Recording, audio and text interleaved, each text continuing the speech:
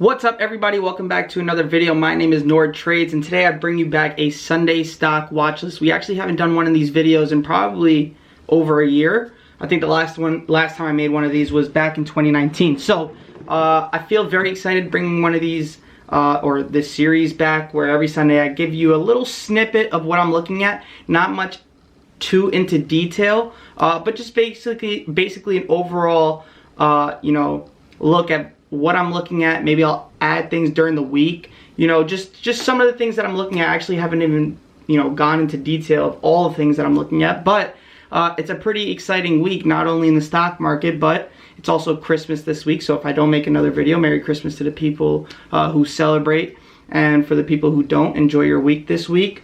I'm sure you get a day off, December 20, isn't that Friday? So yeah, a lot of big things are going to happen this week. I mean, it is a short week technically, so, not really looking for some crazy movements, but as far as, certain things like Tesla fully or officially being included into the S&P 500 tomorrow, December 21st, that'll be, amazing to see what happens tomorrow, so that'll definitely be on the watch list. We'll go over that. And just a whole bunch of things. So, we've been getting these IPOs, Airbnb, DoorDash. I don't think we made a video on that, but I played a little bit of those IPOs. They were okay. Nothing like Snow. I don't know if you guys remember what Snow did that day, but opened at like 260, jumped all the way up to like 310. But yeah, it was a pretty December has been a pretty big month as far as what's really been going on. S&P 500 making new highs, and just a lot of things going on. So let's actually get into the video, and let's just get started. Alright, so the first stock I'm actually looking at for this week is Amazon. Why am I looking at Amazon? So if you head over to the 1 hour chart, you can see that we've actually been struggling on this 32.50 level, right? It's at my technical, or my exact resistance is 32.48. I always like to round it when it comes to such an expensive stock. So 32.50, we kind of opened above 32.50, but we stayed up there for maybe 5, 10, 15 minutes, and then we came back. We couldn't hold. So I'm looking for a hold above 32.50 and looking for that 32.63 to break, so we could head over to 3,300. So just a quick explanation of what I'm looking at. Amazon, that's the first thing. I'm not looking really anything to the downside. Obviously, you could see we have some support here at 30.65. If I want to play to the downside, maybe, but this is what I'm looking at, 32.50, if we can hold above. The second thing, we actually just went over it very quickly.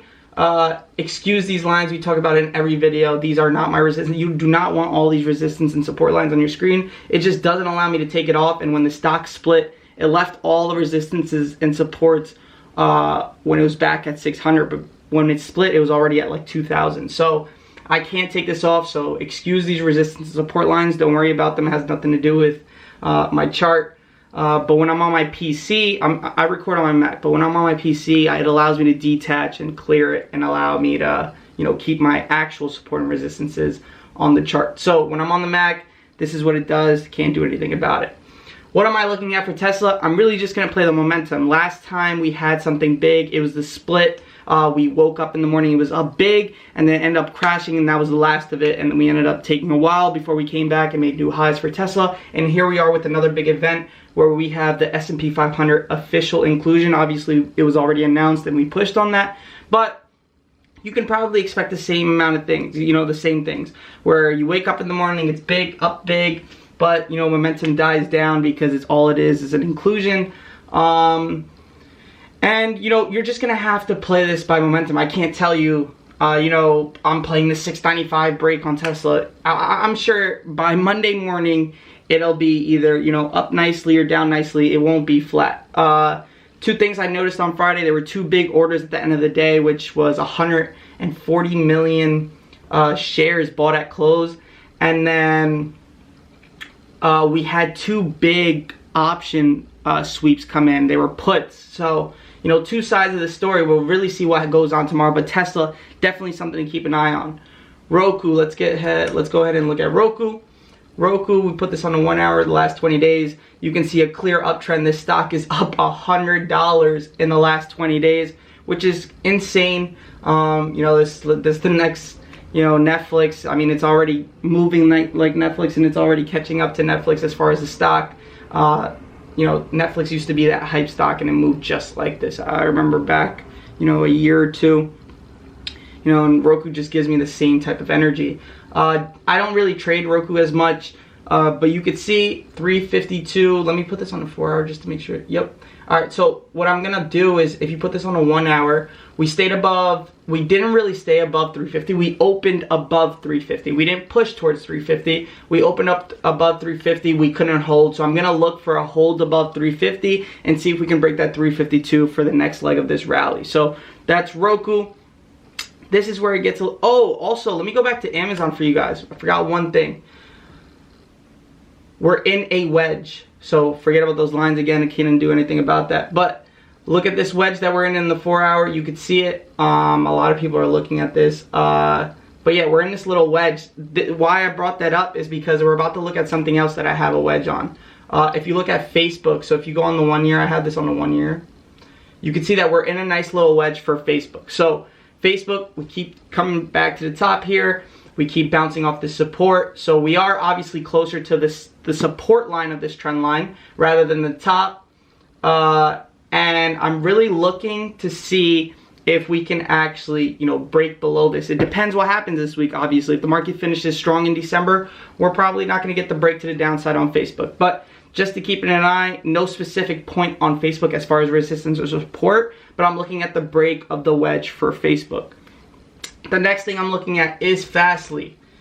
Fastly, if you put this on the 1 year, you could see that we've initiated the gap last week, and we're actually moving towards this 120. Forget about this line. Let me actually remove this. We've initiated at 95. You can see we're at 105. We pushed to 105. We actually closed at 101.78. We have room to 121.51. Something that I've noticed for the stock is we actually got a bunch of calls one day, some big sweeps for the March expiration. So people are buying a couple months out, 2021 expiration calls on Fastly, and we can see these sweeps come in. You guys can see that as well, depending on what tool you're using. So I'm looking at Fastly. If we can break and hold above 105, we can probably get a quick rally to 110. I'll be looking at Fastly and see where we go from there. As far as BABA, we have some gaps, we have some supports. Let's look at it, take a look at it. We have a gap here from 280 up to 290. So it's a $10 gap on BABA. That'll definitely pay. We also have some support here at this 252 level, 250 level. So I'm gonna actually keep a close look. You can see that we're bear flagging again. Every time this pushes, bear flags, and then when we're pushing back to 252, if we can break that this week, I'll definitely be interested on the put side and see where we can go from that. As far as the upside, we have the 280 to 290 level. So I got two different directions I could play BABA on. That's what I'm looking at BABA. As far as ZM, I'm going quick so that this isn't, you know, something, this, you could write these notes down. ZM, 420 level, forget about this. Let's go on the 420 level. What did I have here? Give me a second.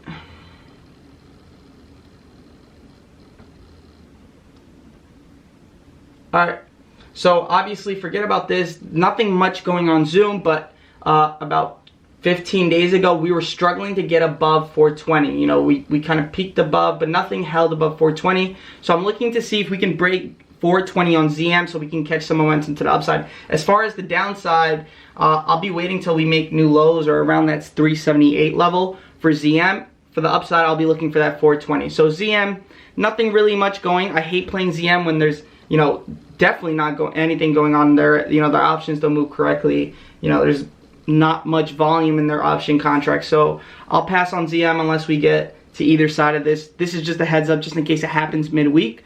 But we'll see what happens. As far as Bitcoin and cryptocurrency, a lot of you guys follow that. I don't really follow cryptocurrency. I have cryptocurrency from, you know, back when Bitcoin was like 4,000 or 5,000. But I'm just, you know, just diversifying my portfolio. It's not like I know a lot about Bitcoin. Yes, I have an investment in Bitcoin. You know, I want to invest more into Bitcoin actually. But as far as Bitcoin and cryptocurrency, I don't really follow it. So that'll be something to look at. But for stocks that move with crypto, you can look at stocks like MARA. You can see these stocks making all-time highs. If you go on the 1 year, you can see MARA pushing. And then if you go to Riot, this is at all-time highs. It hit a high of $11.85. It's currently at $10.05. So two stocks here that move with cryptocurrency, and when Bitcoin makes new highs, these two stocks have been making new highs. So I don't really trade those stocks, but that's just a heads up. Shopify, I hate this stock. As far as movements with their contracts, they suck. Only on days where they're actually pushing, I like their contracts. But as far as like a regular day, I'm not sure what they did. They were down $9. You can see the volume on these contracts, absolutely atrocious.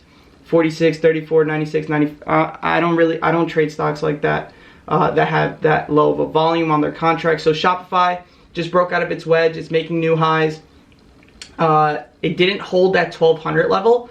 So if we can get a break of 1200, 1206, that new high, I'll be interested to play it if we get some volume in those contracts. If we don't, you know, that's just an idea up in the air for some shares. But other than that, you know, that's the Shopify play.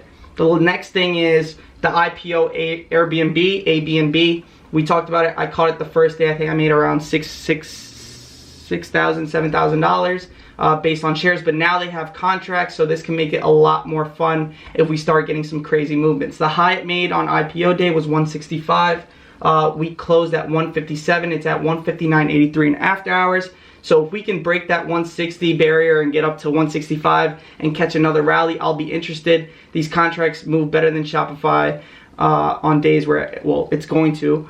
But definitely you can see right off the bat it's having more volume than Shopify. Obviously it's a new stock as well. So we'll see how it is. I'll keep an eye on those contracts. But those are all the stocks that I'm looking at for this week. This is the Sunday stock watch list. I'll bring it every Sunday. And these are the stocks. So if you guys enjoyed that video, let me know. Like the video and comment down below any other video ideas that you have for me. I'll see you guys on the next video. Peace.